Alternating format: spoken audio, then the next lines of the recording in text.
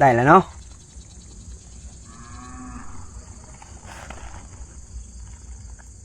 เจริญพรมื้อนี้มื้อ14ค่ำเนาะคนน่ะเนาะโดยมื้อ14ค่ำก็ว่าสิกระเทินเขามาปรากฏในหน้าเพิ่นว่าสิพักในบ้านมันก็คือจังหวะมันค่ำอยู่จุดตัวนี้ก็พักอยู่จุดตัวนี้เนาะมื้ออื่นเช้าก็สิบินทบาทออกไปทางตามเส้นทางคือเก่าบ้านใดเขาหน่อยเท่านี้ฮอดไสล่ะ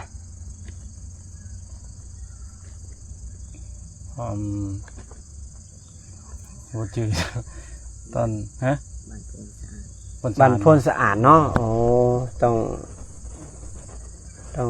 เรียนเชิญเจริญพรเด้อญาติโยมบ้านพ้นสะอาดเนาะมันนี่ก็ยางผ่านอยู่ตัวนี้แล้วก็เห็นป่ามันหกดีเขามาก็เย็นฉ่ำเลยนาภาวนาดี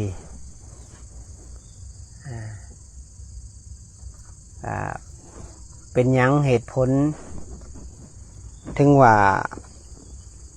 ไล่สดมาอย่างทุดงคือไล่สดคือเทธรรมะสิบอกเขาหน่อยเขาคอมเมนต์มาก็สิประมาณนั้นแต่ว่าก็คือว่าเป็นธรรมเนียมของภริยาเจ้าแต่ก่อนนะเพิ่นไปแบบเงียบๆบ่แม่นอยากเด่นอยากดังอยากออกโซเชียลอยากจังซี่นะมันตัวนั้นมันสิดังเองเขาว่านะอันนี้เขาสิว่าแบบดังแบบใจห่อนบ่หรือว่าจะแบบอันนี้เด้ออันนี้ก็เป็นกระทบมากก็ดีสาธุเป็นปัญญาเนาะเป็นปัญญาแต่ว่าการย่างจาริกธุดงค์การเหื่อออกการเมื่อยการเสียงกระทบเสียงกระแทกแล้วมันเกิดปัญญาเนี่ยเกิดจากการปฏิบัติแม่นบอกเขาหน่อยเกิดจากการปฏิบัติแหละทีนี้มันเห็นแต่ละมือมันบ่คือการเห็นความเกิดดับบ่คือกันได้บ่แม่นว่าเขาสินั่งอยู่ในเฮือนซื่อๆก็จะเห็นความเกิดดับเห็นอยู่ไดมันแบบลมพัดเย็นมันก็ความรู้สึกมันก็โอ้สบายแม่นบ่อันนี้คือเห็นกิเลสโอ้ของกินแซ่บๆมันก็เห็นกิเลสมันก็พอใจอยู่สิ่งนั้นมันก็ไปใส่บ่ได้ลองมาเสียสละมึงดูเสียสละออกมาจาริกธุดงค์มาทนลำบากมาทนแดดร้อนๆนี่ย่างบ่ได้ใส่เกิบพื้นดินมันร้อนๆนี่แล้วก็ญาติโยมถวายน้ำนักๆนี่เจ้าเจอเสียงกระทบแล้วปัญญามันสิเกิดเองแล้วเจอผู้นั้นเจอผู้นี้จิตใจจะติงตึกตักตึกตักตึกตักตึกตักหัวใจมันเต้นและเหตุในห้องระงับด้วยคันติด้วยวิปัสสนาเห็นมันความเกิดดับแล้วเจ้าสิฮู้เจ้าสิเข้าใจเองว่าพระธุดงค์นี่เดินจาริกธุดงค์เพื่อหยังนี่แหละเพื่อทำลายอัตตาตัวตนทำลายทิฏฐิมานะทำลายบ่ติดบ้านบ่ติดช่องบ่ติดที่อยู่บ่ติดที่ท่าอาศัยไปจาริกธุดงค์ไปเรื่อยๆจนฮอดจุดหมายปลายทางมื้อนี้ก็สิเว้าเรื่องอานาปานสตินั่นแหละเรื่องเก่านั่นแหละบ่มีเรื่องใหม่หรอกและก็เรื่องทิฏฐิมานะอัตตาตัวตนนี่หมดเลยแต่ว่าสิให้ญาเพชรเป็นคนเทศเรื่องใดก็แล้วแต่เพิ่นเนาะน้องน่ะสิตบถ่ายมนต์ก่อนน้องเขาหน่อยมนต์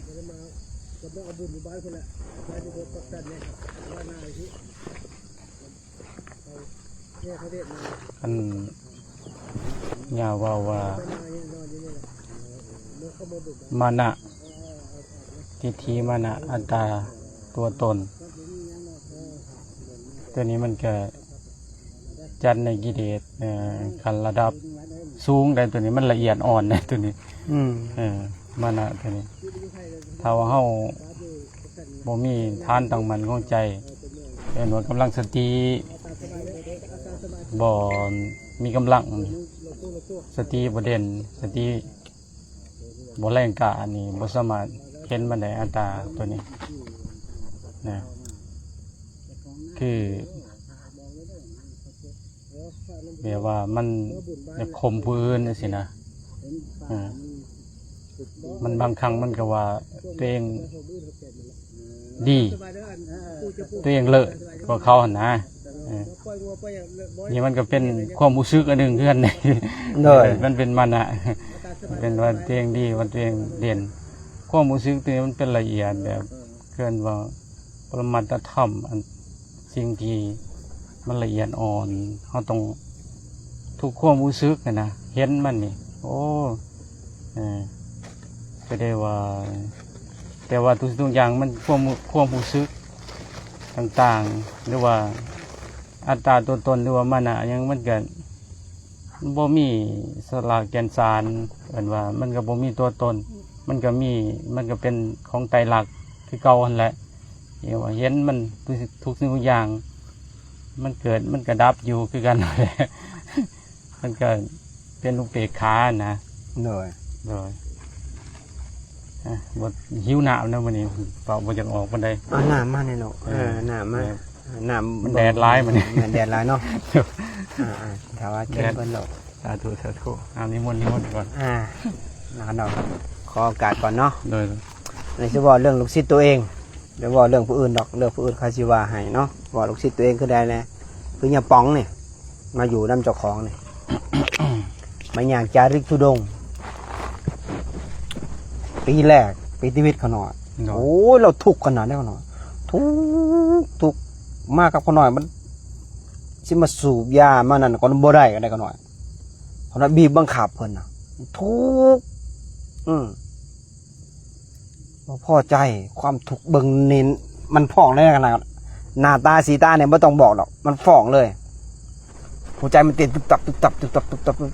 แล้วกูตำหนามันดำนะเขาละมันคร่ำมันเกลียดมันถูกแต่เรามีเป็นเลิศคือความอดทนแต่ปีนั้นเราอดทนเราเมื่อก่อนตีกลับคืนบ่หอดผู้เขาควายนี่แหละประเสริฐสูงสุดคือการอดทนนี่แหละเวลาบิณฑบาตบางมือเขาหน่อยเข้าไปแต่เศร้าแต่ญาติโยมเขาก็บูฮูจักว่าเข้ามาบิณฑบาตนะเขาหน่อยและเขาบูฮูจักว่าพระมาแล้วเขาก็บริไซนะเขาหน่อยแต่ทีนี้ไปบ่ทันเนี่ยบางมือก็อดบางมือก็อิ่มบางมือก็บ่ได้บางมือก็ได้นะเขาหน่อยมียังกระสันไปอย่างสินะแต่ทีนี้เขาเคยอยู่วัดดีๆมีอาหารมีที่นอนนุ่มๆล็อกประตูแล้วก็นอนมันบอกเขาหน่อยมีกูดดีๆแล้วเขาออกมาจาริกธุดงค์นี่ถ้าเกิดว่าเขาไปบ่ได้ก็โมทนาสาธุน้ำอย่าไปขัดขวางเพิ่นแม่นบอกแม่นแล้วผู้ที่ออกจาริกธุดงค์นี่แสวงบ่มีวัดบ่มีบ้านบ่มีที่อยู่อาศัยบ่มีมงที่นอนนุ่มๆนอนตามดินกินตามหญ้าซื่อๆแล้วนี่คือญาติโยมเห็นแน่ๆนี่บ่แม่นว่าอยากโด่งอยากดังคือได้ประสบการณ์ได้สติปัญญาและเผยแผ่ให้ทุกคนได้ฮู้ได้เห็นได้ยินได้ฟังนำคันไผได้ยินได้ฟังโมทนาสาธุผู้นั้นก็ได้บุญรวมแม่นบอกหน่อยแม่นแล้วถ้าผู้นั้นบ่ได้บ่โมทนาก็เลื่อนผ่านก็จบแม่นแล้ววะแม่นอย่าไปขัดขวางอย่าไปขัดขวางเพิ่นเนาะคือพ่อแม่ครูบาอาจารย์ว่านั่งเพื่อซื้อบ่ไผซอยก็บ่เป็นหยังแต่อย่าเอาตีนลาดน้ำได้ตอนนั้นมันว่ามันหน่วงตัวเองลงบุญนี่นะเอาว่าถึงบุญอย่างเงี้ยบุญนี่ประเสริฐสูงสุดแต่เฮาบ่เฮ็ดสิ่งนี้คันเฮาบ่มีบุญแล้วเฮาสิอยู่จังไดมีแต่บาปบ่ปกครองกันแม่นบ่บาปมีแต่ฆ่ากันนะมีแต่ออกหอนออกร่นแหละก็อยู่บ่เป็นสุขแล้วมีแต่เจ็บมีแต่ไข้มีแต่ไปโรงหมอเนาะเพราะฉะนั้นนี่แหละเฮาจงโมทนาสาธุเด้อไปอยากได้บุญเข้ามาเรื่องของลมอานาปานสติก่อนเดี๋ยวบอกเรื่องนี้เนาะอันนี้บอกเฉพาะลูกศิษย์ครูบาคือญาปองนั่นแหละคนที่ปฏิฆะนี่แหละคนที่แต่ปีนี้เพิ่นผ่านปีก่อนเพิ่นบ่ผ่านแต่ปีนี้เพิ่นผ่านแล้วเพิ่นนี่เพิ่นภาวัดผู้กปีตอนนี้อนุโมทนาสาธุเลยและเพิ่นมาเล่าสภาวะ ให้เขาหน่อยฟัง โดย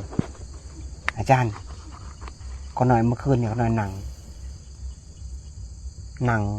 นิ่งๆแข็งขึ้นว่าเห็นลมออกพุดนิ่งคักขนาดนั้นเพิ่นว่านะ โดย ตัวแข็งเป๊กเลย นิ่งและมีอันผู้ปีนเป็นต้นไม้ใหญ่เดี๋ยวเขาหน่อยมงกุฎเพิ่นนะ โดย และมีไอ้หยังเนี่ยตบกุดเพิ่นน่ะต้อมเพิ่นเสด็จออกนะ เกือบเอาสติบ่อยู่แต่ตัวนี้มันเสียงหยังอาจจะเสียงบักพอกหรือเสียงหยังใส่กระมีนะ โดย แต่ว่าเฮาบอกการันตีเป็นไผแต่ว่าเพิ่นจับลมละเอียดได้ถ้าคนเฮาเจตนาอยู่กับลมเอาสติมาตั้งอยู่กับลมนี่บ่เหิงถ้ามีความเพียรหนังได้นอนก็เบิ่งลมเขาหน่อย โดย ตื่นนอนปุ๊บรู้สึกโตเบิ่งลมเลย โดย ก่อนสิไปเข้าห้องน้ำก็เบิ่งลมเบิ่งนั่งห้องน้ำเข้าห้องน้ำก็เบิ่งลมได้ก็หน่อยการที่จะเห็นลมละเอียดเห็นลมเป็นควันเห็นลมเป็นควันยาสูบหรือว่าเป็นแท่งนี่นะต้องมีความเพียรแต่เนี่ยปองเนี่ยเบิ่งปุ๊บสักพักหนึ่งสงบแล้วที่สงบแล้วที่นี่มันบ่ต่อเนื่องนะก็เนาะ โดย เมื่อบ่ต่อเนื่องแล้วก็คู่มือเนี่ยกันเนี่ยเพิ่นก็เบิ่งประจำตอนนี้เบิ่งแต่ว่าสภาพว่าเพิ่นยังบ่ได้เล่าให้ฟังดอกแต่มันเล่าช่วงที่คนอยู่นำผู้กปิดนะ โดย เพิ่นก็เล่าโอ้แต่หลายคนคืออาเกตคือกันมันนิ่งช่วงเขาภาษาน่ะมันย่างมือหนึ่ง3-4 ชั่วโมงได้ก็หน่อยย่าง3-4 ชั่วโมงแล้วเวลานั่งนี่สังสินิ่งเห็นแตะลมอย่างเดียวการจับเห็นลมเข้าออกมีความรู้สึกมีสติอยู่กับลมนี่หาความสุขประมาณเท่าไหร่แล้วกันถ้าโตแข็งถ้าเราเห็นความเกิดดับโตแข็งเลยเห็นความเกิดดับ แล้วก็เบิ่งแต่เฮาบ่เอาไปวาดภาพกับอารมณ์ที่เฮาเห็นน่ะเขาหน่อยเมื่อเห็นแล้วมันก็ดับไปและหัดตั้งสติอยู่กับลมแล้วก็นิ่งโอ้เฮารู้สึกว่าจะมีความสุขนี่คือเฮาอย่างจาริกทุดงเนี่ยก็หน่อยถ้าผู้ใดบ่อยากเมื่อยการอย่างจาริกทุดงจะมีกำลังจะอยู่ตลอดด้วยการเฮาเบิ่งจิตนี่เบิ่งเสียงกระทบนี่เสียงสัมผัสสายขวาหันเจ็บได้ก็หน่อย โดย แต่เฮาใส่เกิบนี่อาจจะเพลินจะบ่เห็นเสียงกระทบเห็นกับเสียงกระทบแต่เวลาหลดมาหน่อยหนึ่งฟึบเห็นใจแวบขาอ่อนฟึบแม่นบ่แขวมันย่านเด้ โดย จิตดวงนี้มันย่านแล่นฟึบ10 ล้อมาใจแวบขาสั่นฟึบกับเวลาญาติโยมถวายของหนักๆฟึบมันบ่พอใจเฮาเห็นมาปุ๊บเอากลับไปหาบแล้วมันจะนิ่งตัวนี้ถ้าเกิดเฮาถอดเกิบมันจะสัมผัสความร้อนความเย็นเหื่อออกเขาจะรู้สึก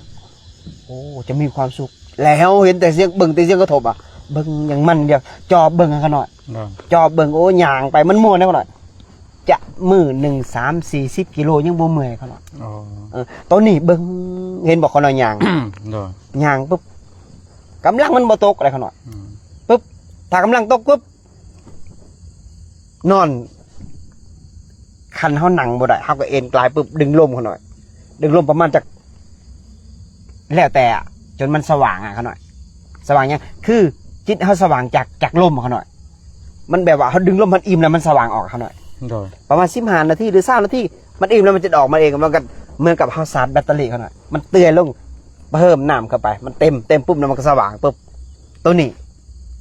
นี่คือการเข้าจาริกทุดงค์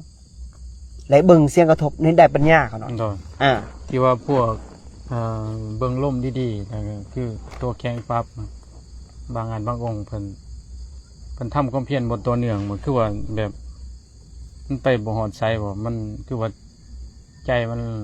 รอลาใจมันท้อถอยอะไรก็คืออยากซิกอย่างยังคือสุดท้ายก็ซิกไปนะมีบ่แบบตัวอย่างคืออาเกตนะเป็นจังได๋ อาเกตนี่เหตุผลของลาซิกนี่ โดย คือเราบ่เสือฟัง อ๋อ บ่เสือฟังอย่างได1มาเกมกะลิ่น อืม 2มากะขี้ข้านให้ความเพียรขี้ข้านนั่งสมาธิพอเฮาบอกให้นั่งก็ให้ มันแบบว่า แบบ มันใจมันบ่เอาบ่ ใจบ่เอาใจบ่สู่แล้วขน่อย เออ ใจบ่สู่เบิ่งก่อนบอกเบิ่งก่อน มันไปบ่ถึงที่สุดเนาะ ไปบ่ถึงที่สุดคือเจ้ามีแต่กำลังต่อสู้กับสมถะ โดย แต่เจ้าบ่มีการเบิ่งจิตเบิ่งใจเจ้าบ่ตามพ่อแม่ครูบาอาจารย์สอน คือให้เจ้าจอบเบิ่งเจ้าบ่จอบเบิ่งเจ้าเพลินอยากสันหยังก็สันอยากกินท้องมันอืดก็หน่อยเลยความขี้ข้านมันมีบัดนี้มีแต่ทีนี้มันมีแต่ใดปึ๊บนางปึ๊บมันก็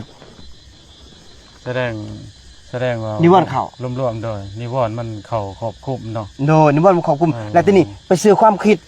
ซื้อความปรุงแต่ง อืม มันคิดจากไหนมันปรุงแต่งได้มันก็ไปตามสิ่งที่เขาคิด ตามสิ่งที่เขาปรุงแต่ง แล้วทีนี้เขาต่อสู้มันบ่ได้ โดย กำลังเขาเมิดเด็กขนาด โดย กำลังเขาเมิดต่อสู้ไม่ได้แล้วทีนี้ความเพียรเจ้าก็เมิดหลังจากจังยางมือ1-3-4 ชั่วโมงนั่ง2 ชั่วโมง2 ชั่วโมงไปแล้วทีนี้ชั่วโมงครึ่งหรือ50 นาทีแล้วทีนี้มันบ่ฮอดนะนั่ง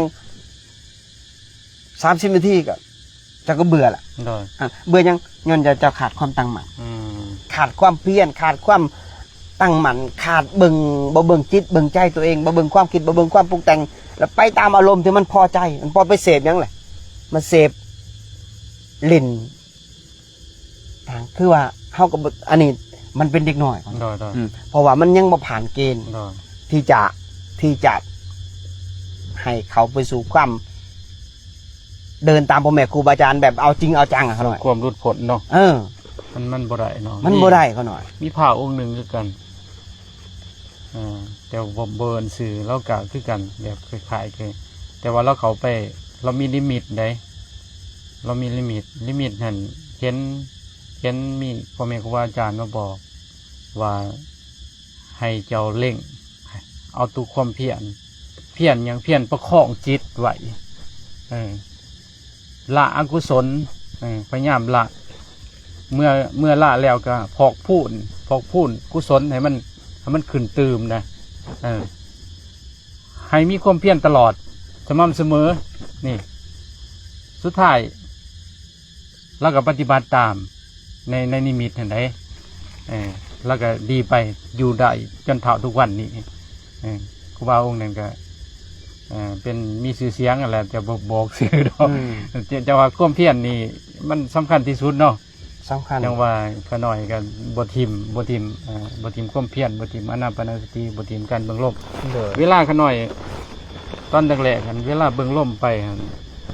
มันดับวึบเข้าไป มันยังมีนิมิตตัวอย่างว่าคือเฮามาทุดงจังซี่นะเฮามาย่างจังซี่เวลาตอนเช้ามันจะมีลิมิตเหตุการณ์ล่วงหน้าตัวอย่างว่าโอ้มื้อนี้สิมีคนใส่บาตรจักคนแต่ขน้อยบ่เว้าว่าบ่ออกชื่อว่ามื้อนี้ย่าสิมีใส่คนใส่บาตรเท่านั้นเท่านี้คนเด้อหาคนเด้อขน้อยบ่เว้าแบบเก็บไว้ในใจนะแบบให้มันฮู้เจ้าของเองนะว่ามันสิแม่นแท้บ่นะก็แม่นแท้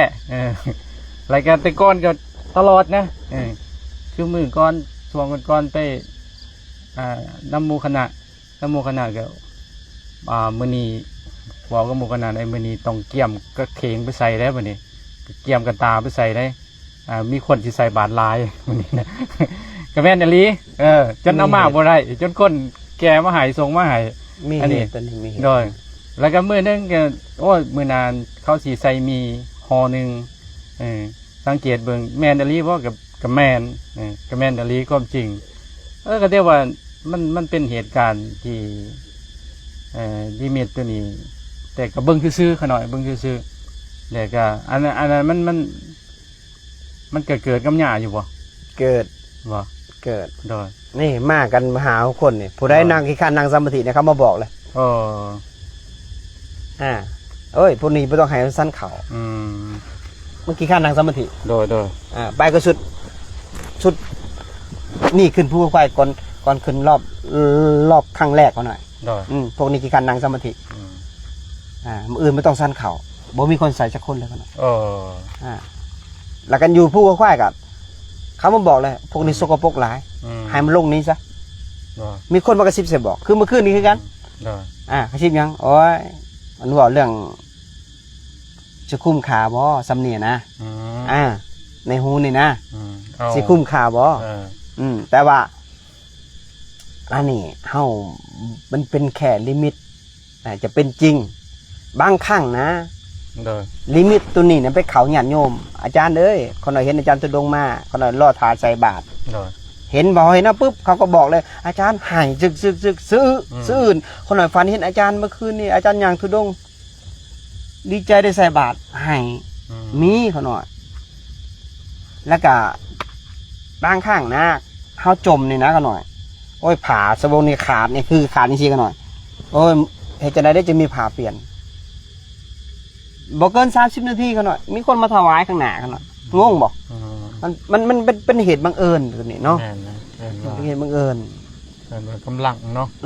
เหตุบังเอิญ ของสารกำลังของสมาธิแต่ว่าแต่ละคนแต่ละคนหรือว่าแต่ละนักปฏิบัติทั้งหลายนะเนาะจะเจอเหตุการณ์แบบสีนะคือเพิ่นว่าและเพิ่นว่าคันเฮาเจริญสารพวกที่ค้าขายนะมีธุรกิจค้าขายนั่งอยู่เพื่อนกับเบิ่งลมนั่งอยู่ห่านกับเบิ่งลมตัวอย่างสิเบิ่งลมไปนี่ค้าขายดีเขาว่าเนาะ แค่จิตสงบหน่อยหนึ่งเงินปัจจัยสีมันไหลเข้ามาเอง โดย ลูกค้าไหลเข้ามาเอง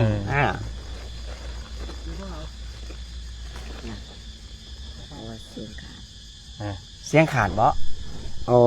เสียงขาดเป็นยังไงคือขาด สู้บนแนนวะ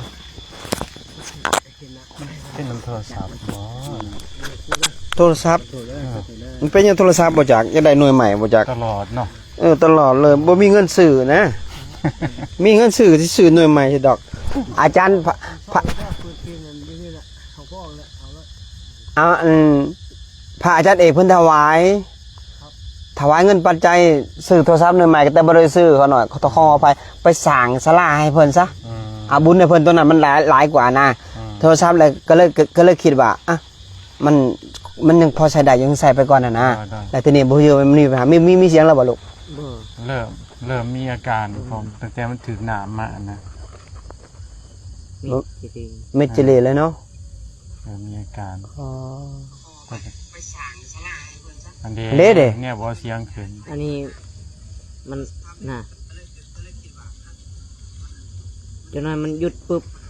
เดียว ได้แล้วบ่เดียวเบิ่งดูฟังดูลูก ได้ ออกไปฟังทางพุ่นดูลูกจะย่างออกจากพื้นที่ไปฟังพุ่นไปเปิดฟังพุ่นญาติโยมไผได้ยินเสียงก็เซตเข้ามาบอกในเด้อว่ามีเสียงแล้วบ่เนาะ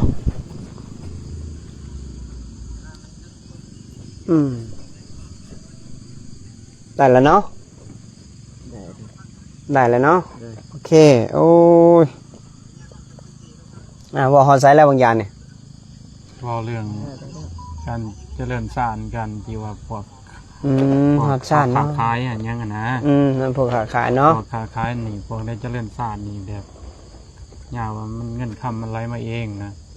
ถ้าจิตต้องสงบก่อนหน่อย เออ ขันจิตบ่สงบนะ เจ้าหามานะ เจ้าหามาได้มือละ5 ล้านนี่นะขันจิตเจ้ายังห้อนนะยังฟุ้งซ่านยังเต้นยังหวั่นยังไหวอยู่ยังเขาเอิ้นยังเขาเอิ้นฟุ้งซ่านนะเขาหน่อย โดย ยังเขาล้นเนี่ยมันหามาเท่าใดก็หมดกันหน่อย อืม มันบ่อยู่คันจิตเจ้านิ่งนะเปรียบเสมือนกับน้ำเนี่ยเขาหน่อย โดย มันนิ่งในขุนะเฮาย่างไปมันบ่ขำเขาหน่อย อืม มันก็อยู่คือเก่าอันเดียวกับจิตอันเนี้ย โดย ขันจิตพุ่งสั่นหาเงินมาเท่าไรก็หมดขันจิตนิ่ง หามาเท่าไรก็หาหน่อยก็ได้หลาย มันเข่ามาเอง โดย ทุกสิ่งทุกอย่างเนาะ ก็เลยว่าเป็นสิ่งที่ดีเนาะ โน่ บ่ได้เฮ็ดธุรกิจบ่ได้ค้าขายบ่ได้อันนั้นสำหรับต้องการพวกทรัพย์แบบนั้นนะให้เจริญสารไปนับ โน่ แล้วก็ทำวิปัสสนาไปนับเด้สิ่งที่เฮาได้มาสิ่งที่เฮามาก็เอามาเสียสละเอ เอามาทำประโยชน์นี่บ่แม่นว่าได้มาแล้วก็เก็บกินนี่กินเหนียวหึงหวงอยู่มันก็บ่เป็นประโยชน์นะจังนั้นก็ตายป่า แม่นแน่ อีกบ่โดนก็ตายป่าทำประโยชน์นะให้มันอันนั้น ให้มันเกิดประโยชน์ โดย ให้มันเกิดประโยชน์กับตัวเองขันไผมีสติปัญญาหาเงินมาได้อยากให้มันอยู่เย็นเป็นสุขเฮากับหาแน่ท่านแน่กินแน่เป็นบ่หน่อย โดย ฝากธนาคารแน่หามาได้10ก็ใส่5คันหามาได้10ใส่100 มันก็บ่ได้เนาะตัวนี้ใครอยากฟังหยังมือนี่วันศิลมันห่อนอบอ้าวเนาะ มีคำถามบ่ บ่มีเนาะบ่มีก็จะเข้าสู่อนาปานสติคือเก่าการทำลายอัตตาเนาะ โดย อนาปานสติว่าไปแล้วการทำลายอัตตาไผที่มาปฏิบัติห่วมกันนี่นะเป็นหยังเฮาถึงเขาบ่ถึงธรรมเขาบ่ถึงความสงบเขาบ่ถึงเห็นลมละเอียดย้อนหยังมันมีเหตุขวางกั้นเฮาการนี่แหละคือเฮาบ่ยอมลดตัวลดตนบ่ยอมลดมันลง โดย ยิ่งปฏิบัติก็ยิ่งมีตัวตนยิ่งปฏิบัติก็ยิ่งมีวันณะคันว่ายิ่งปฏิบัติยิ่งมีวันณะยิ่งปฏิบัติยิ่งมีตัวตนน่ะอย่าสุเอิญตัวเองว่าลูกศิษย์พระพุทธเจ้านะลูกศิษย์พระพุทธเจ้าเขายิ่งทำลายยิ่งเมิดนับจาก9ลงมาใส่สู่0ได้ขน่อยบ่แม่นนับจาก1ไปสู่9ได้การปฏิบัตินี่ โดย อันนี้ ปฏิบัติออกจากความมีความเป็นเนาะ โดยไล่ลงมาเลย9 8 7 6 5 4 3 2 0 โดย จนเหลือ0พุ่น อืม มันถึงจะเข้าไปถึงถ้ำได้ โดย ก่อนเจ้าจะเข้าไปถึงจุดตรงนี้นะ เจ้าต้องลดตัวตนก่อน เจ้าต้องนอบน้อมเจ้าจงบ่มีตัวตน เห็นผู้นั้นก็วายผู้นั้นก็บอกดีคิดดีก็ทำดีนอบน้อมถ่อมตนโอ้ยโดยขอหน่อยเข้ามาเพิ่นเว้ายังมากก็คือนี่ลูกศิษย์ลูกหามานำคือพอขาวคือสิก็ต้องโดย จิตมันถึงจะน้อมไปสู่บุญได้ถ้ามันแข็งกระด้างมันบ่น้อมได้ขอหน่อย โดย เมื่อมันบ่น้อมแล้วเจ้าสิเข้าสู่ความละเอียดบ่ได้แทนที่จะย่างมันไม่เหมือนนี่นั่งสมาธินี่แทนที่จะเห็นความสงบเห็นลมตัวเอง อืม แต่มันไปเห็นจิตครูบาอาจารย์พุ่นน่ะไปเพ่งเล็งพุ่นน่ะ โดย ว้าวเฮาแม่นบ่ แม่น ว่าเฮาแล้วทีนี้จิตมันบ่ยอมบัดนี้บ่ยอมแล้วมันเกิดหยังบัดนี้เกิดขึ้นมันเกิดภัยสงครามเกิดขึ้น แม่น ปะทะ แล้วก็ นั่นเนาะ ปะทะแล้วมันก็บ่มีกำลังใจมันก็อยากกลับบัดนี้ โดย มันก็ถามถึงเฮามาเอาหยัง แม่นนะ นี่แหละเฮาออกมาจากบ้านออกมาจากเรือน ออกมาจากเรกธุดงค์ออกมาจากวัดจากว่ามาทำลายอัตตาได้ทำลายทิฏฐิมันทำลายความพอใจได้ คันเฮาไปจุดตรงนี้แล้วเฮาบ่มีตัวบ่มีตนคือมันหน่อยลงเขาหน่อยถือว่ามันบ่หมดก็ให้มันหน่อยลงให้มันอ่อนโยมถ่อมต้นให้มันอ่อนลงไปอ่อนมันถึงจะเข้าไปถึงจุดที่จิตสงบไปได้โดย คันจิตเจ้าบ่สงบนะย้อนหยังก็ย้อนอัตตา แม่น ย้อนเจ้าบ่ยอมมันมี2อย่างเท่านี้ได้ก็หน่อยเห็นบ่ใบหญ้านี่เฮาเหยียบมันนี่มันหายบ่ มันบ่หายดอก แต่ว่ามันมีกำลังใจที่เจ้าเหยียบมันซ้ำเติม แต่มันก็เคี้ยวคือเก่าก็หน่อย โดย มันบ่ตายเด้มันหากมันบ่ตายเด้ก็หน่อย แต่มันว่าคำมันบ่ได้มึงขอบใจเด้อที่ซ้ำเติมมันคอยแข็งแกร่ง อืม นี่จิตให้จื้อไว้ทุกคนครูบาอาจารย์ดานี่เป็นกำลังใจ โดย ให้เจ้าแข็งแกร่งบ่แม่นว่าให้เจ้าอาฆาตพยาบาทได้ตกนรกได้บ่ได้บุญได้ว่าให้เจ้าตื่นบ่ให้เจ้าหลับไหลได้ เย็นบ่พวกขาว เจ้าเกิดมาจากภพจากชาติแล้ว เจ้าสิลับไหลไปจากภพจากชาติเจ้าสิมีสติอีกจากภพจากชาติจากสิมีจะให้ไผมาสอนธรรมขององค์สัมมาสัมพุทธเจ้านี่ ได้ เปรียบเสมือนนี่นะบาทนี่เขาหน่อยนี่อ่ะเปรียบง่ายๆเลยเขาหน่อยนี่ญาติโยมสิมาใส่บาทเนี่ยเจ้าปิดบาทไว้เนี่ยเขาใส่บ่ได้เนี่ยแล้วเจ้าสิมีบาทมีเขาบ่ในบาท แม่นนะ เจ้าต้องเปิดบาทเขามันถึงจะเข้าไปมันบอกเขาหน่อยอันนี้คือการเขาต้องเปิดจิตเปิดใจได้เอาธรรมะเข้าไปสู่จิตสู่ใจ ไปถามตัวเองว่าจิตใจนี่ มันเป็นหยังคือมันขูดมัวย้อนหยังย้อนเฮาเสพสิ่งสกปรกเขามาย้อนเฮาบ่หาบความจริงย้อนเฮามีตัวตนย้อนมีอัตตาบ่ยอมลดตัวลดตนเฮาสิลงไปอีกจากภพจากชาติคันผู้ได้เดินตามพระพุทธเจ้าต้องทำลายสิ่งนี้ได้ขน่อย ได้ ทำลายตัวทำลายตนทำลายมานะทำลายทิฏฐิยิ่งปฏิบัติยิ่งอ่อน ยิ่งปฏิบัติยิ่งอ่อนไหวเขาหน่อย แม่นได้ครับ ยิ่งถ่อมตนยิ่งบูมี่ยังเลย ได้ อันนี้สาธุหลวงปู่สวงเขาหน่อยศรัทธาได้ ได้ ศรัทธาแบบ ถูก ผ่าคือปกแต่เอาไว้ไงวะเท่านั้นต่อไปเนี่ยเขาหน่อยจะเดิน ตามพระพุทธเจ้าเดินตามพ่อแม่ครูบาอาจารย์ ได้ ที่บ่มีตัวบ่มีตนบ่มีทิฏฐิมันน่ะเขาหน่อยสิทำลายมันสาดนี่ ได้ ทำลาย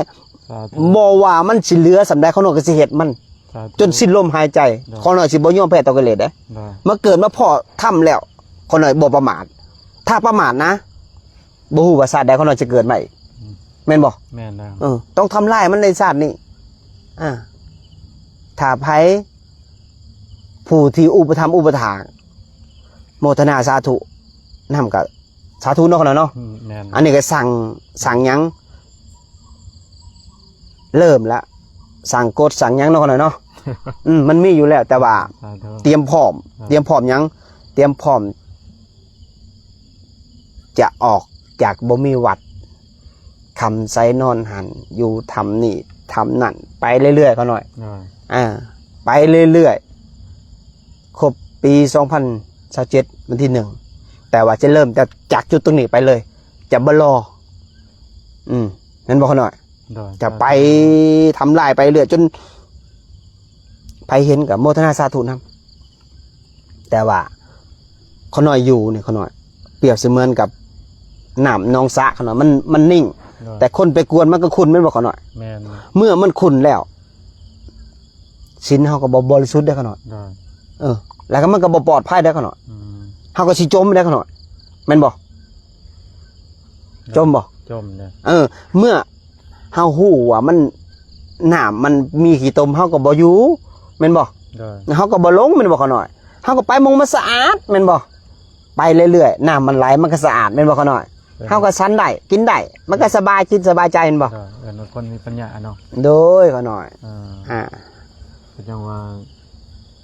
ตัวนี้สำคัญที่สุดยินบอกพวกเขาชื่ออยู่บ่ย่าบอกมาย่าบอกตลอดเลยให้เฮาเสียสละเฮาเสียสละมาหอดปักเวลาคำปรากฏนะจ๊ะ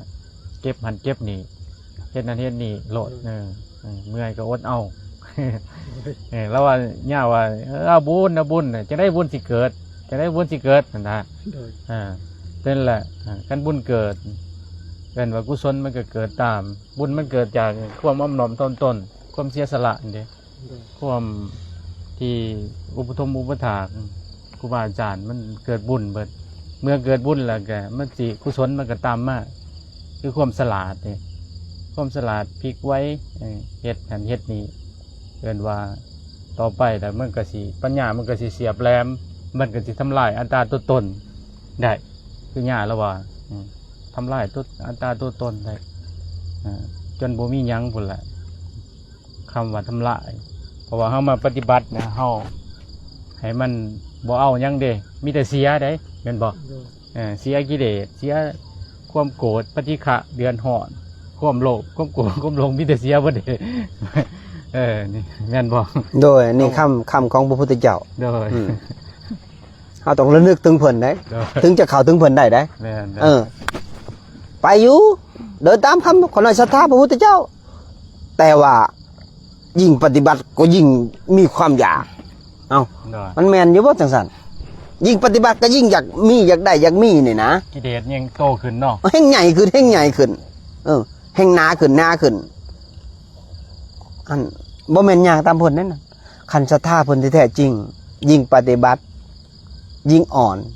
โดย นี่นะเหตุคือหญ้านี่ อืม ลมพัดไปไสมันก็ไปเขาหน่อย ได้ มันบ่แข็งกระด้างได้เขาหน่อยแม่นบ่ แม่น มันอ่อนมันไหวน่ะเหยียบมันก็นอนลงให้เจ้าเหยียบ แต่หากมันบ่ตายเขาหน่อย โดย มันจะแข็งแกร่งพ้นตกมามันก็ใส่ขึ้นมาแข็งขึ้นมาอีกมาเคี้ยวง่ามมันบ่ โดย มันจะขอบใจเด้อทีนะคอยแข็งๆนี่อันนี้แหละเขาหน่อยแต่ว่าฝากไว้เด้อนี่นักปฏิบัติ ถ้าเกิดเฮาลงมือจริงทำจริงนะทำมันบริอยู่อื่นอยู่ใกล้เรามันอยู่ในจิตจะนอบจิตจะถ่อมตนจิตจะมีความเพียรจิตจะมีศรัทธาจิตจะเห็ดลงมือจริง เจ้าก็สงบจริง เจ้าก็เห็นลมละเอียดจริง เจ้าก็เห็นหยังคือเห็นความสงบ ความสงบจะเห็นให้เจ้าเจอความจริงสัจจะความจริง เมื่อเจอความสัจจะความจริงแล้วเจ้าจะเห็นว่าโลกนี้มันบ่เที่ยง โดย เกิดแก่เจ็บตาย เห็นแต่หลักเลยเนาะ เห็นไตรลักษณ์แล้วจะเห็นเลยตัณหามาจากไสมาจาก ข้างในนี่แหละ ข้างในจิตเฮาในธาตุสีขันธ์ห้านี่มาจากจิตที่ว่าความทุกข์เพราะหยังทุกข์เพราะความเฮาบ่พอใจ โดย ทุกที่สิ่งที่เฮาอยากได้ของผู้อื่นเป็นของตัวเอง ทุกหยังทุกที่เฮาจะไปดัดนี่คือเขาหน่อยนี่จะดัดยาเพชรนี่ โดย ให้เขาเสือฟังเขาหน่อยนี่ ได้ ให้เขาเดินตามเขาหน่อยนี่สมมุติว่ายาเพชรนี่ โดย ต้องการมีรถกระบะนี่อ้าวแล้วเขาเลยสอนให้เราโละถิ่มให้เราสละถิ่มแล้วบนละสละนี่เฮาเป็นทุกข์บ่เขาหน่อย แม่นแท้ นี่มันสรุปให้สอนตัวเอง เมื่อสอนตัวเองแล้วได้แล้วผู้อื่นเขาจะเห็นตาม โดย ตัวนี้ ก็สิเดินตามเนาะ โดยถ้าเกิดว่าเฮาว่าตำสื่อถ้าเฮาบ่เดินตามพระพุทธเจ้าจังไดกิเลสมันก็บ่หมด โดย คันเฮาบ่สลัดถิ่มสลัดหยังให้เฮาเห็นก่อนได้ให้มีกำลังได้ โดย ถ้าบ่มีกำลังมันก็มันไปบ่ได้อะเขาหน่อยกำลังสมถะต้องให้มีอันดับแรกคือความเพียรบ่เฮ็ดเลาะๆเล่นๆได้เวลามันบ่มีแล้วก็หน่อย เวลาโอกาสเฮาบ่มีได้ก็หน่อย เห็นบ่เขายิงกันตุ้มต่ำมันมีโอกาสบ่ก็หน่อย มันในโลกใบเดียวกันเนาะ มันมีมันอยู่ในโลกเดียวกันบางทีมันผ่านมาทางนี้กันเนาะ บ่พลาดการ เคมีมันไหลลงมาอยู่แล้วก็หน่อย โดย แม่นบ่เดี๋ยวก็เป็นนั่นเป็นนี่แม่นบ่ก็หน่อย หายใจบ่สะดวกเนาะ โอ้ยเคมี เพราะว่าที่สุดของคนคือลมหายใจเนาะ แม่น กันบ่มีลมหายใจเป็นเพื่อนเลยก็ถือว่าสิ้นสุดเลยละชีวิตบางวันพวกมยังมีโอกาสพวกมยังมีลมหายใจอยู่เอาลมหายใจเนี่ยเป็นเพื่อนเป็นโอกาสเป็นกัลยาณมิตร เป็นสิ่งที่เฮาพาเฮาจะพ้นออกจากทุกข์พาเฮาขามพังวัฏฏะสงสารยาวไกล เนาะ อดเอา โดยอดทนเอา อดทนเอา เออ กว่าเขาหน่อยสิเขามาจุดตรงนี้นะตะกี้เขาหน่อยก็เป็นอวิชชา โอ้ยอวิชชาในยางทุดงเขาหน่อยบ่วุ่นวายนะพระยางเข้าใส่นอนใส่ อืม อันคำใส่เอาหัวส้นหั่นบ่ยอมเสียเกียรติ อ๋อ โอ้จุดตัวนี้มันจะได้เข่ากินร่างกายมันจ่อยลงเขาหน่อย3-4มื้อบริษัทเขาอะนะแต่ก็บ่ยอมบ่ยอมเขา มัน ยอมอด มันเข่งบ่ มันเข่ง ไปบ่ เข่งเกินไป อืม สุดท้ายมา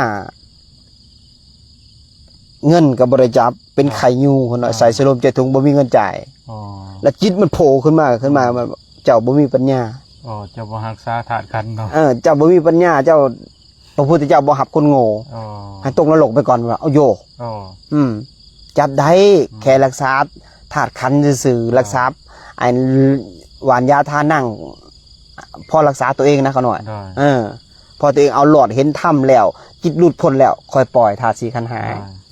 อันนี้คือคนมีปัญญา แม่นนะครับ ถ้าคนบ่มีปัญญานี่อันนี้ก็ติดอันนั้นก็ติดไปหมดเลย อันนี้ก็จนตัวเองไปบ่ได้สุดท้ายมาซิก เพื่อนว่า เอามาเพื่อให้เจ้าของติดเนาะเอามาเพื่อสะสมแม่นบ่ แม่น สะสมกับติดเนาะ เออ เฮาหามาเพื่อรอเลี้ยงร่างกายซื่อๆกันมันกันเกินว่าคนมีปัญญาแม่นบ่ โดย เพื่อรักษาธาตุขันธ์ซื่อๆเอามามันเกินว่ามักน้อยสันโดษว่าง่ายซะ แม่นแม่น โดยพอแต่ประคองชีวิตเพิ่นว่านี่ปฏิสังขโยแม่นบ่ โดย เพื่อบรรเทาความหิวเพื่อบรรเทาความร้อนเพื่อบรรเทาความหนาวซะเพื่อบรรเทาอาการเวทนาเจ็บปวดเท่านั้นแม่นบ่ โดย ถ้าว่าเพื่อบรรเทากับบริษัทสมเนี่ยบรรเทาแม่นบ่ โดย โดยจังว่าแม่นเด้อพระพุทธเจ้าเพิ่นสุดยอดเนาะ โดย เพิ่ นี่ คนเดินตาม ถ้าคนใดจะเดินตามครูบานะ ต้องถามจิตใจตัวเองไหนมาเพื่อละหรือมาเพื่อเอา ต่อไปในจะบ่มีหยังจะละอย่างเดียว ถึงเวลาแล้วบ่มีเวลาหลิดแล้ว โลกมันห่อนขึ้น จิตคนแห้งห่อนกว่าโลกอีกคำว่าธรรมชาติเขาหน่อย ดีแล้ว ต้องเข้าใจว่าธรรมชาติได้เขาหน่อย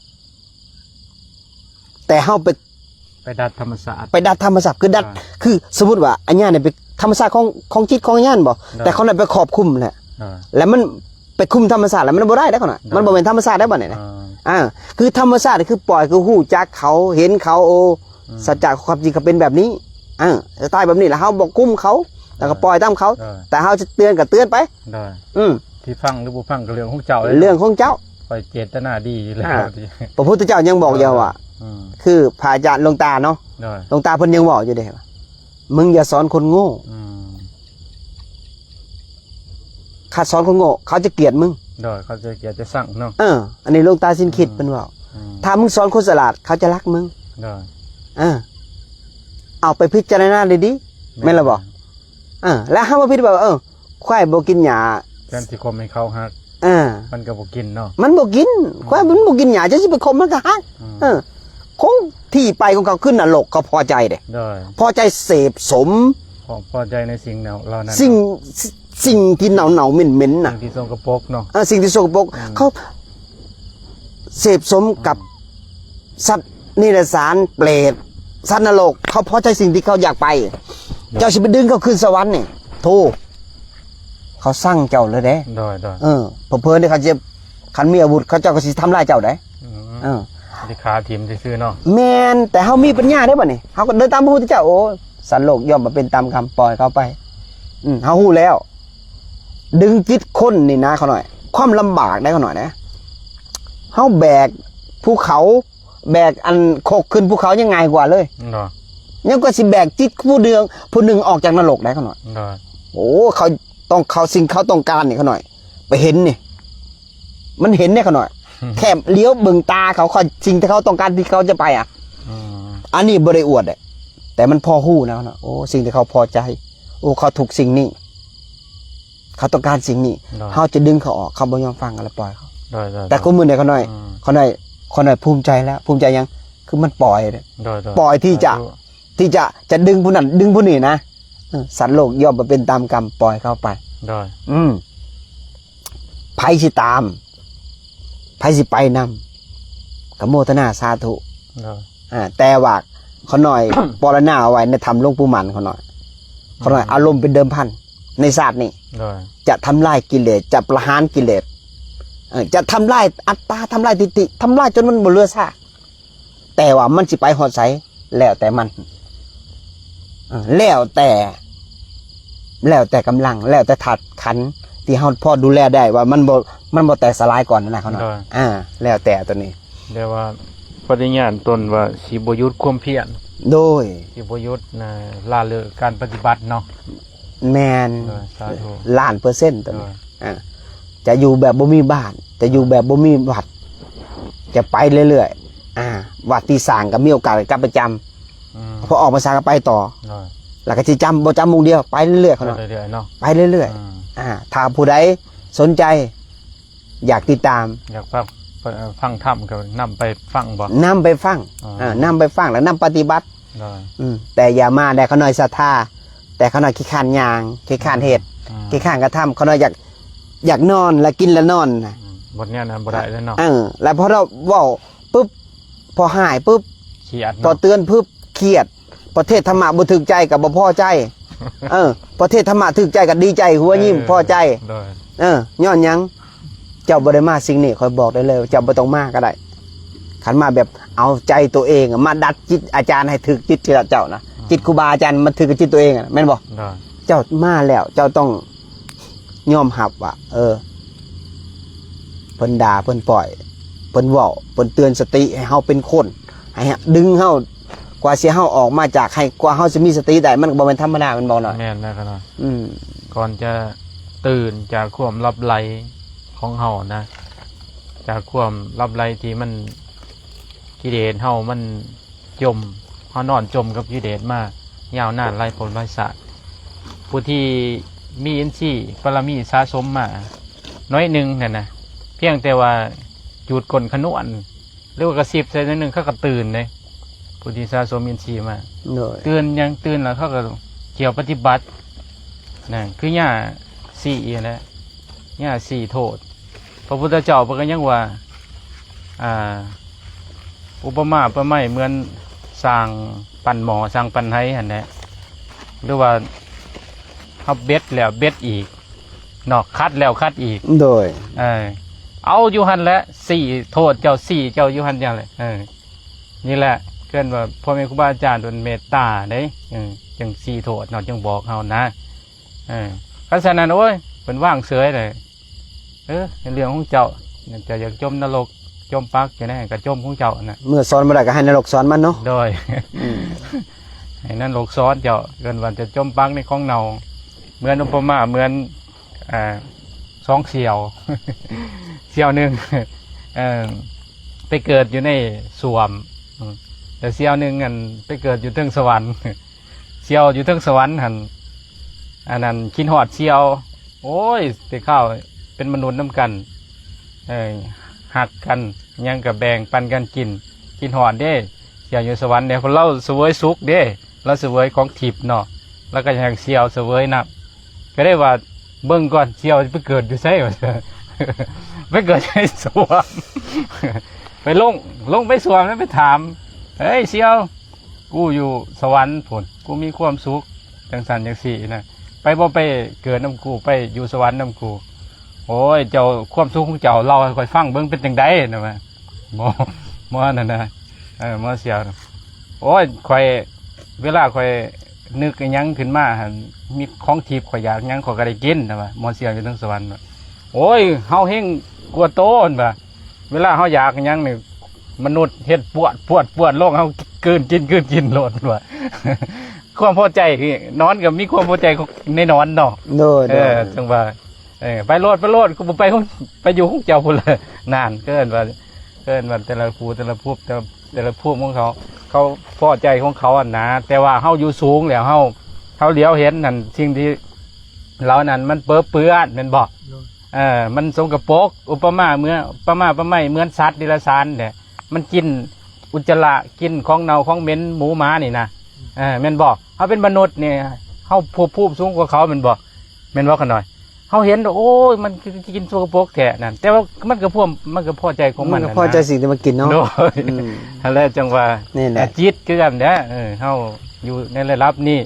พวกขี้เกียจขี้ข้านพวกขี้เกียจทำคมเปลี่ยนพวกพอใจในหูเสียงกินรถปวดตะพานธรรมลมมันก็เรื่องของเขาอีกนะจังว่าโอ้ยนะครับไปเตือนสติเขาบ่พอใจได้ บ่พอใจได้มันเลยจังว่าเขามีการโมโหโตโสใจ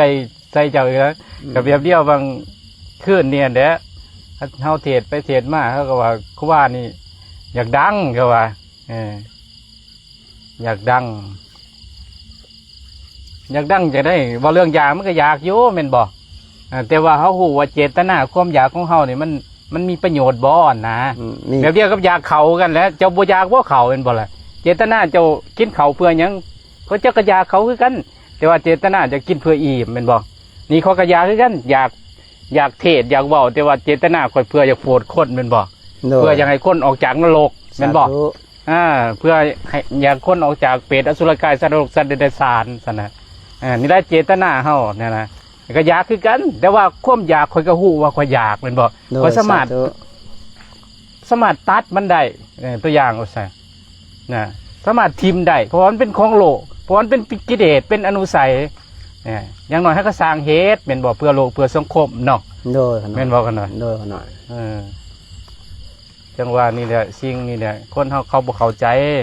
คันสิไปเพ่งโทษไปเว้าจังซั่นมันก็เอิ้นว่าเป็นเวรเป็นกรรมกันซื่อๆแม่นบ่โดยขนาดแต่ก็บ่เป็นหยังขนาดให้อภัย โดย ไปจะบอกยังไงจากเขาหน่อยเขาหน่อยบ่ตำสื่อนะเขาหน่อยบ่ได้อ่านครับบ่เสียเวลากับสิ่งของพวกนี้เขาจะบอกได้ก็ซะเพราะว่ายังเพราะว่าสันโลภยอมไปเป็นตามกรรม โดย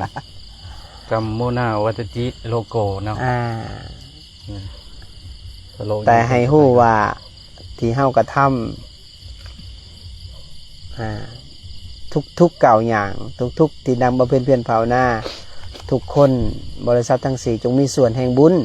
แม่นเลย ให้อยู่เย็นเป็นสุขได้หับผลบุญจากเฮาบำเพ็ญเพียรภาวนาครูบาเจริญสมาธิตลอด ออกจากสมาธิกับเบิงจิตครูบาจะอยู่ฐานได้ก็แล้วแต่เป็นสมาธิไปหมดอันนี้ว่า เฮาบ่ส่งเฮาบ่เป็นสมุทัยเด้เฮาบ่ส่งจิตออกนอกนะ คันบ่ส่งจิตข้างนอกอ่ะจะย่าง1,000 กิโลก็ยังบ่เมื่อย โดย แต่ห่างกายนี่จะมีส่วนสมน้อยนึง โดย หัวเข่า แม่นได้ หลังแต่ว่า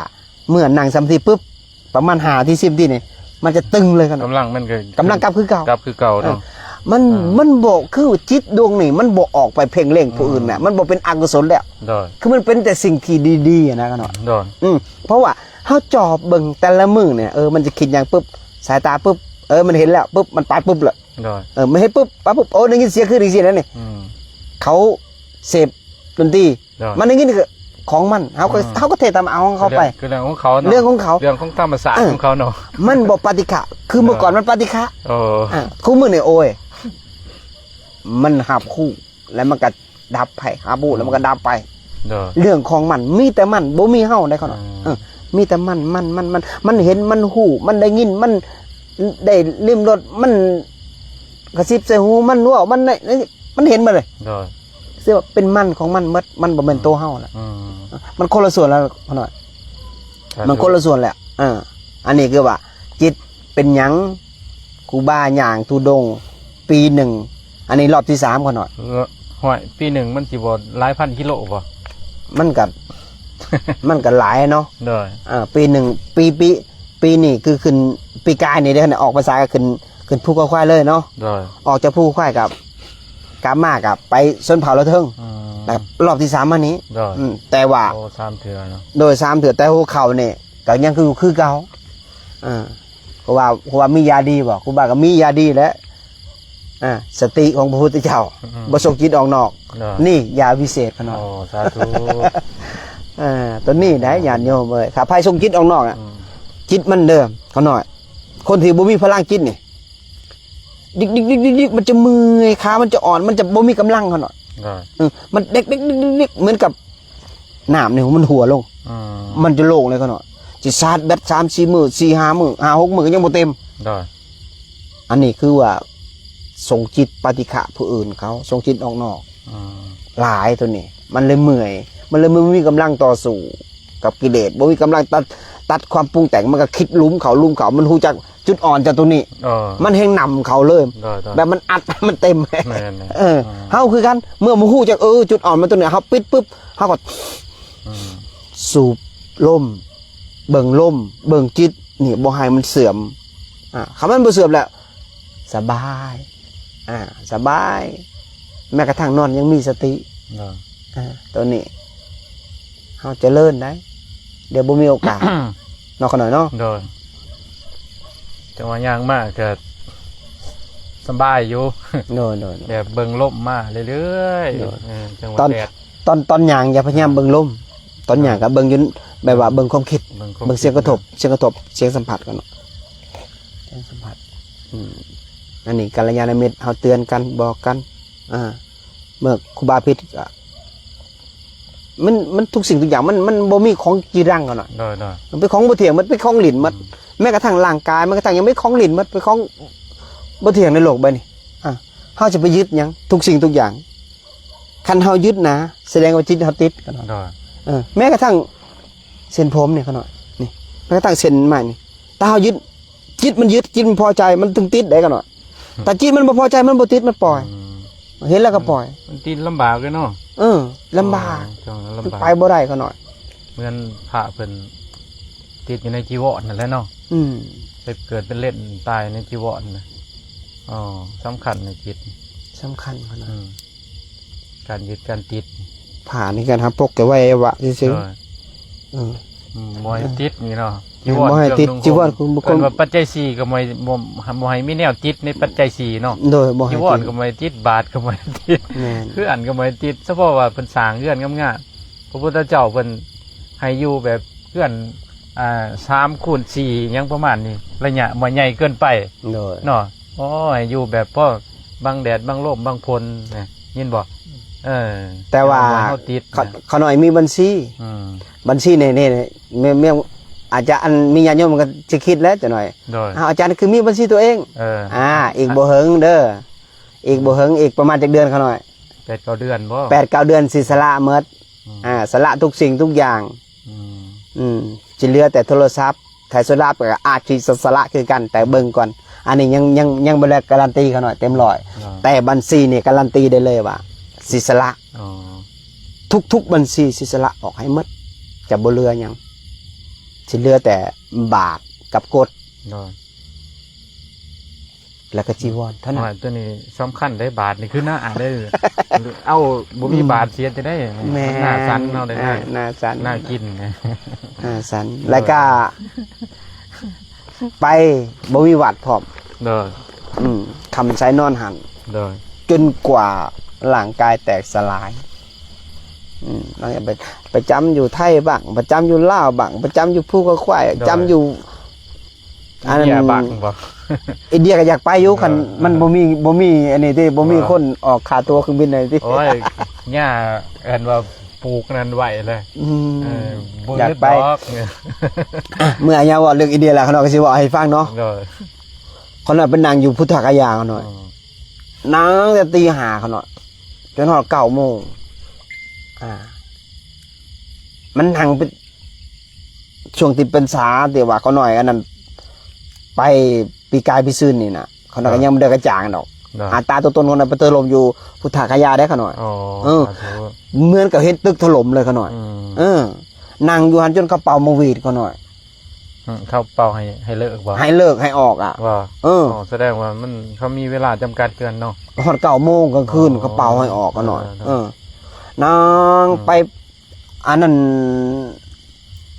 ทำมหากัสปาคือกันนั่ง4 ชั่วโมงอ่ะนี่ตัวแข็งเลยอ่ะลมมันพัดมันสูง1,700 คันได้เขาหน่อยนั่ง4 ชั่วโมงเขาหน่อยน้องจนบ่ได้ออกไปใช้ขออนุญาตความคิดคนยังได้ยินเลยเขาหน่อยมึงจะสงบอะไรกันนักกันหนาแต่บ่เอ่ยสื่อนะเป็นไผคิดแต่ฮู้พอปุ๊บลืมตายานเพิ่นเป็นกรรมลงมาเพิ่นหลุดปั๊บหลุดนะ แบบว่าลบสายตาบ่ ลบสายตาเลยก็เลยเขาหน่อยก็เลยภาษาหน่อยก็ไปกราบเพิ่นเพื่อบ่ให้เป็นกรรมเด้ก็อธิษฐานเด้เพิ่นก็บอกเลยว่าสารนี่เขาหน่อยสิปฏิบัติจนฮอดมื้อลมหายใจสุดท้ายเพิ่นก็ลูบหัวเพิ่นก็จับโมทนาสาธุนำแล้วไปมงอันที่เพิ่นจำพรรษาแรกเขาหน่อยน้ำตาลไหลสะอึกสะอื้นเขาหน่อยแล้วก็ไปอันวัดเชตวันน้ำตามันก็ออกหน่อยนึงเขาหน่อยแต่ไปเห็นเพิ่นขุดดินขึ้นมานะจากของเก่านะเขาหน่อยจากพื้นดินนะไปยืนเบิ่งโอ้ปิติมันเกิดแล้วไปนี่มงที่มันออกหลายที่สุดนี่คือกุสินาราเขาหน่อยเป็นนางอยู่หันจนตั้งแต่เศร้าเขาหน่อยญาติโยมคนอินเดียนะเขาหน่อยเขามาจับรูปตีนเขาหน่อยนะแล้วก็มาจับใส่หน้าอกจับใส่หัวแล้วก็บางคนก็ชิจูบตีนเนี่ยนะเขาหน่อยเขาบอกเขานางเฮิงเนี่ยแล้วจนอันบางคนก็ถวายนี่นะเขาหน่อยแล้วทีนี้บัดมือเขาหน่อยสิเมื่อเขาหน่อยเขาหน่อยแค่ละนึกบอกพอเอ้ยถ้าเกิดลูกมีบุญถ้าลูกมีเงินข เขาหน่อยสิกราบมากราบพอใหม่อีก โดย มันไหลออกมาเขาหน่อยพาสังฆาเขาหน่อย2สั้นเขาหน่อยเปียกเขาหน่อย โอ้ ไหลเป็นก๊อกน้ำเลยเขาหน่อยเอาโตแหละคนนั่งข้างๆเขาหน่อยผ่าเป็น100-200อ่ะมันคือบ่อายอ่ะ อืม มันเบรกบ่ได้เขาหน่อยตัวนี้มันปิดก๊อกบ่ได้มันออกมันเอง โดย แล้วทีนี้ไปมงเพิ่นอดทรมานสิทุกที่พระอาจารย์จรัญพาไปนะ โดย ไปเห็นอดีตชาติตัวเองเห็นนั่นเห็นนี่อู้แต่บอกจะไปบ่ได้ได้ช่วงนั้นนะ โดย เพราะว่า ยันเข้าบ่เสือเนาะ บ่แม่นเขาหน่อยเดี๋ยวเขาสิปฏิฆาแล้วมันบาปนะเขาหน่อย อ๋อ เพราะว่ามันดับไปอิงดับไปแล้วมันเห็นภาพเป็นหนังจอเลยเขาหน่อย บ่ เห็นหนังจอว่าตัวเองนั่งเหือใส่ผ้าคลุมสีดำแบบนี้เขาหน่อยพายเหือแล้วไม่ใหญ่มันตอนหับ แล้วไปนั่งในต้นโพมีพระ200กว่ารูปแรกบัดตอนเช้ามากเขาหน่อยก็ไปนั่งอยู่หันไอ้ลี โดย มันไม่เห็นลงหนาก่อนเขาหน่อยและนี่คือว่าเนี่ยนึกว่าเวลาเคยเห็นลงหนาบ่ อ๋อ นี่แหละแต่เป็นลิมิตมาลงหนาเขาหน่อย ได้ มันดับไปแล้วมันเห็นเขาหน่อย บางครั้งก็เห็นนี่ แบกบาทเข่าไปในบ้านห่าง ในบ้านเราเทิงชนเผ่านะเขาหน่อยนะก็เห็นชาตินี้ก็ได้เห็นในลี แม่นเนาะ ได้เห็นในลีและพ่ายบาทไปบิณฑบาต โดย ไปตามชนเผ่าไปตามภูมิลำเนาที่มงที่ทุกมงที่ยากชาตินี้ก็เห็นในลีเห็นบ่ โดย มันเห็นก่อนเขาหน่อยแล้วทีนี้มันจะเป็นอดีตศาสตร์แล้วเป็นอดีตทางหน้าเขาเนาะก็บ่จักตัวนี้นะ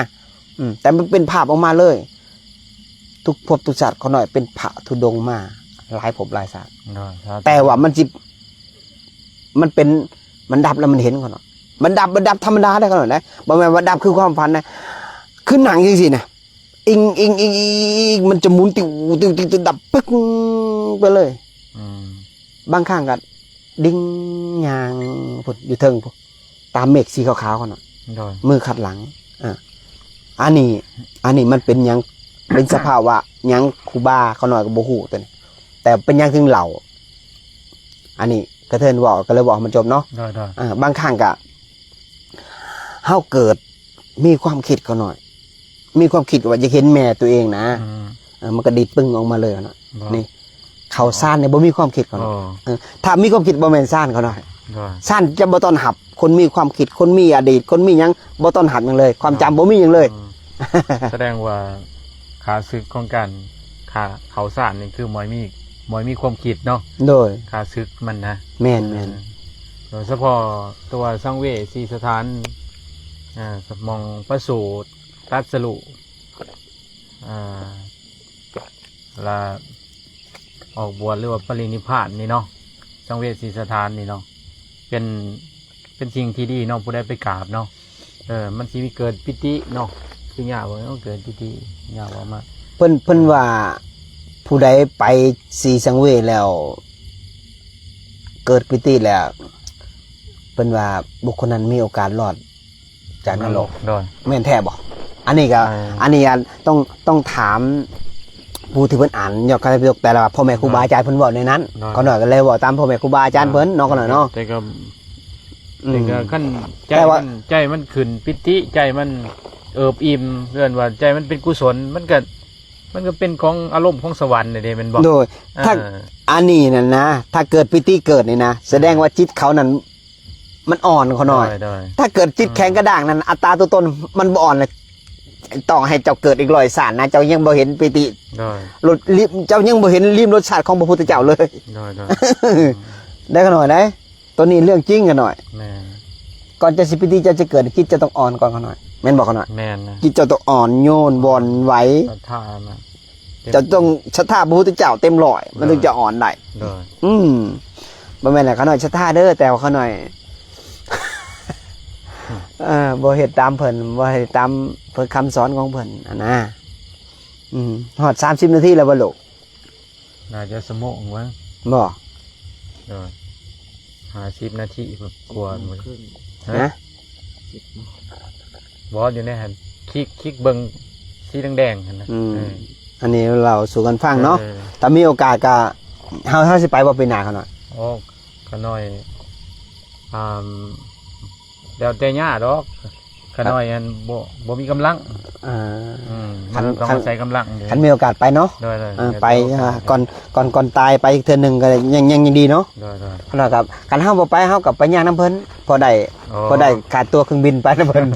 เอาแบบนั้นเอาเนาะ โอ้เฮา เออ แบบนี้เฮาไปย่างจาริกธุดงค์เนี่ยมันได้แบบหยังแบบว่าเฮาเอาศรัทธาเฮาไปต่อสู้เพื่อจะไปบ้านพ่อไปบ้านปู่ย่าตายายเฮาคือบ้านพ่อของเฮาเกิดอ่ะนะเขาน้อย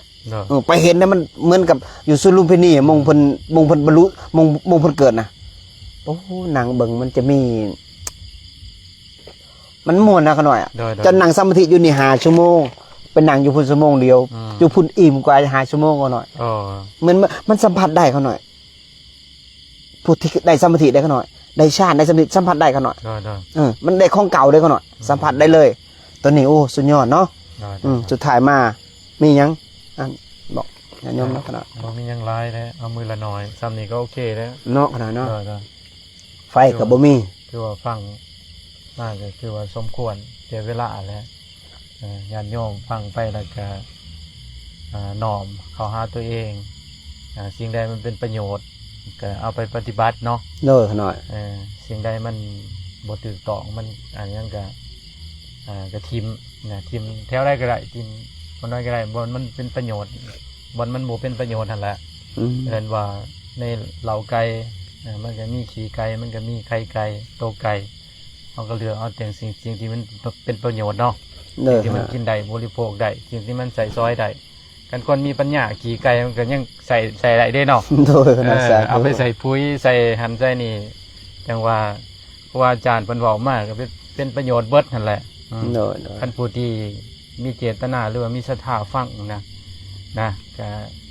อนุโมทนาบุญนับเนาะ โดยมื่นบอกบุญนะขนาดบอกบุญบิณฑบาตไปทางใดหน่อย บิณฑบาต ตามบนทางคือเก่าอีกนะ คือเก่าเนาะ เอ้ยเพราะหยังเพราะว่าก็เอาเจตนาจะว่าบิณฑบาตเป็นวัดเนี่ยมันสิอิ่มท้องเนาะอิ่มเนี่ยอดแหนบ่มีคนใส่ก็อดเนาะโบดดอกมีพอขาวอยู่อย่างน้อยก็ต้มมี2 ห่อก็ได้ประคองชีวิตเพื่อจะให้ร่างกายมันไปได้บ่แม่นว่าเฮาสันเพื่ออยู่เพื่อสันเพื่ออยู่ไปวันๆให้ล้างจิตตัวเองขาวสะอาดแล้วเฮาค่อยถิ่มเนาะเพราะฉะนั้นขอให้ญาติโยมจะมีความสุขความเจริญบั่นโนสะอาดเนาะนี่เนาะไผได้ยินไผได้เบิ่งกะมื้ออื่นเด้อบิณฑบาตตามเส้นทางประมาณ6 โมงกว่านี่แหละเนาะ6 โมงครึ่งหน่อย6 โมงครึ่งประมาณนี้ไกลสิอีกอีกหลายมื้อเขาหน่อยเนาะประมาณ10 กว่ากิโลนี่แหละ10 กิโลนั่นแหละฮอดปากสันฮอดพระบาทบ่ฮอดเมืองปากสันแหละโอ้เฮาเมืองปากสันเนาะ10 กิโลเฮาย่างบ่ฮอดแล้วเบิดอย่างสูงสุดก็อัน6 กิโลนี่ก็หิวแล้วเนาะได้แต่ว่าเบิดมือก็สิใกล้อยู่ปากสันเนาะสาธุสุดท้ายมาขอให้ญาติโยมจงมีแต่ความสุขความเจริญนะมนต์ให้พรเขาหน่อยสัพพพุทธานุภาเวนะสัพพธัมมานุภาเวนะสัพพสังฆานุภาเวนะสัทธาโสติภวันตุเตขอสัพพมงคลทั้งหลายทั้งปวงจงเกิดมีแก่ศรัทธาญาติโยมทุกท่านทุกเมื่อทุกยามเถิดสาธุ